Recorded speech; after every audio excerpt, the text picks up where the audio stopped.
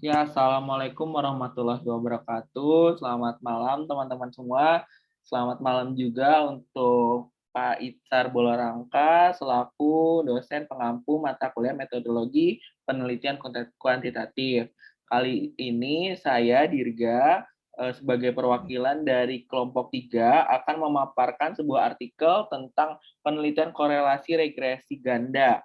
Nah, di sini saya tidak sendiri. Saya akan dibantu oleh teman-teman saya, ada Kufita Hasanatur Rohmah, ada Winarti Sehabudin Putri, lalu ada Maulani Rahmi, lalu ada Ferika Rahmawati, dan Dava Ali Hamidi. Nah ya, lanjut aja.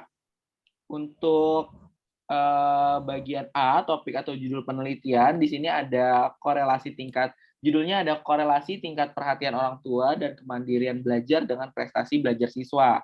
Nah, untuk bagian B ini, artikel ini diterbitkan di Titian Ilmu, Jurnal Ilmiah Multiscience, volume nomor 10, nomor 1, halaman 17 sampai 23 di bulan Januari 2018.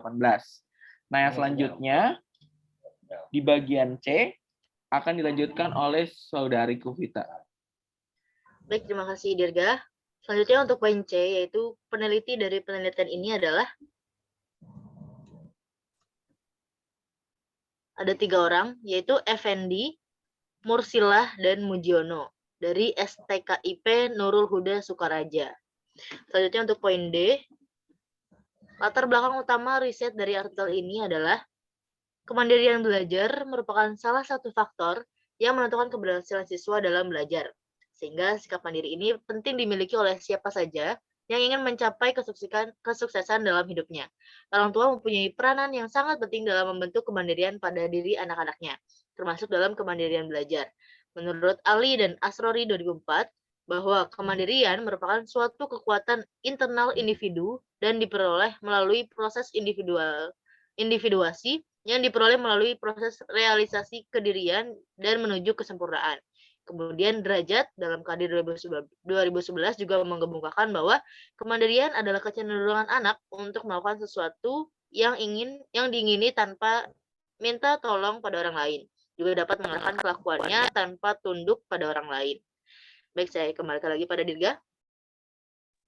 Baik, terima kasih Saudari Kufita Hasanatur Rohmah. Yang selanjutnya untuk bagian E dan F akan dilanjutkan oleh Saudari Winarti Sehabudin Putri. Dipersilakan. Oke, baik. Terima kasih Saudara Dirga. Di sini saya akan membacakan poin E, yaitu perhatian orang tua adalah suatu aktivitas yang tertuju pada suatu hal. Dalam hal ini adalah aktivitas anak dalam belajar yang dilakukan oleh orang tuanya. Orang tua bisa berarti ayah, ibu, atau wali dalam keluarga yang bertanggung jawab atas pendidikan anaknya. Perhatian kasih sayang materi harus secara seimbang diberikan oleh orang tua kepada anak-anaknya. Perhatian merupakan suatu bentuk aktivitas, pemusatan pikiran terhadap suatu kegiatan tertentu, sedangkan orang tua, ayah, dan ibu dalam sebuah keluarga.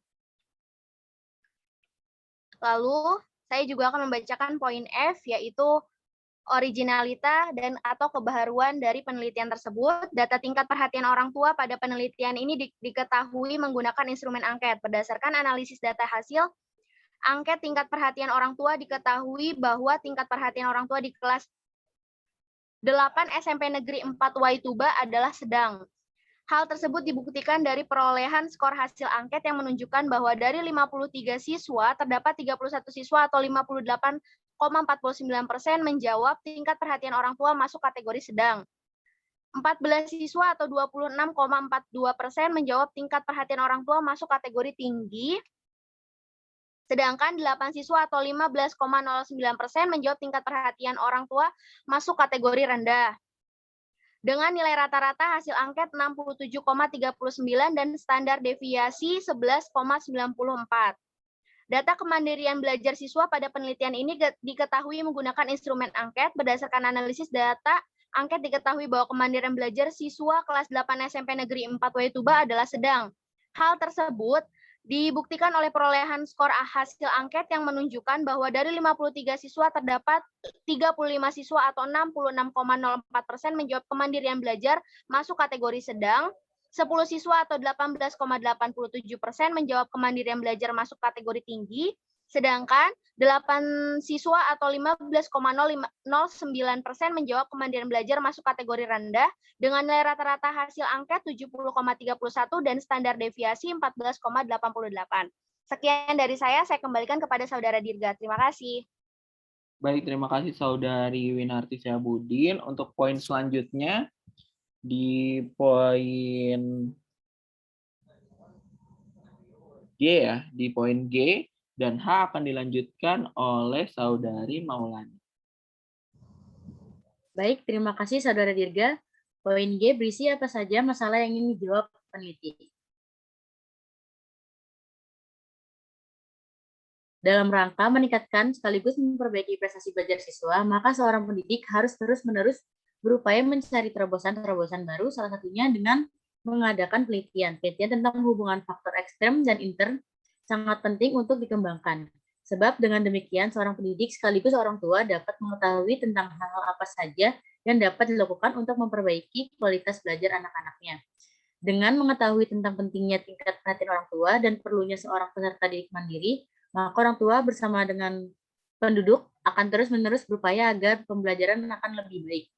Oleh karena itu, peneliti ini bertujuan untuk mengetahui seberapa besar tingkat hubungan antara tingkat perhatian orang tua dan kemandirian belajar dengan prestasi belajar siswa. Selanjutnya, poin H, jelaskan metode apa yang dipakai dan kenapa. Metode pengumpulan data yang digunakan pada penelitian ini dilakukan dengan dua metode, yaitu metode dokumentasi dan metode kuesioner atau angket. Untuk memperoleh data prestasi belajar siswa digunakan metode dokumentasi dengan melihat nilai hasil ujian semester genap. Sedangkan untuk memperoleh data tingkat perhatian orang tua dan kemandirian belajar siswa digunakan metode kuesioner atau angket. Angket yang digunakan dalam penelitian ini adalah angket tertutup, yaitu angket yang berisi pertanyaan di mana responden hanya memberikan tanda checklist pada jawaban yang dianggap paling sesuai dengan kenyataan yang ada pada diri responden. Setelah data terkumpul, selanjutnya dilakukan analisis data. Selanjutnya, saya serahkan kembali kepada Saudara Dirga. Baik, terima kasih Saudari Maulani atas penjelasannya.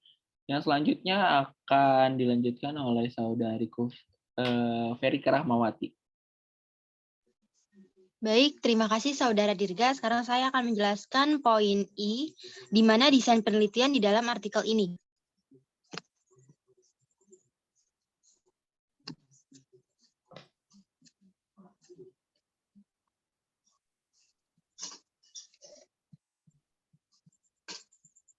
Berdasarkan jenis data serta teknik analisis data yang digunakan penelitian ini termasuk jenis penelitian kuantitatif.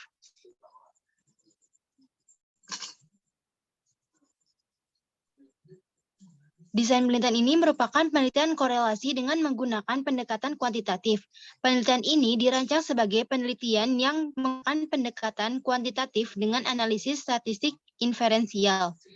Gejala hasil pengamatan dikonversikan ke dalam angka-angka yang dianalisis menggunakan statistik, sehingga penelitian ini dirancang menggunakan pendekatan kuantitatif dengan menggunakan analisis interferensial.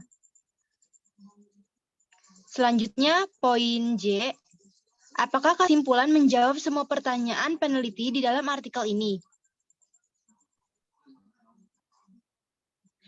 Yaitu, berdasarkan analisis data dan pembahasan hasil penelitian tentang hubungan tingkat perhatian orang tua dan kemandirian belajar dengan prestasi belajar siswa dapat disimpulkan terdapat hubungan yang sangat kuat antara tingkat perhatian orang tua dan kemandirian belajar dengan prestasi belajar siswa dengan indeks korelasi sebesar 0,95 yang berada di antara 0,81 sampai 1,00.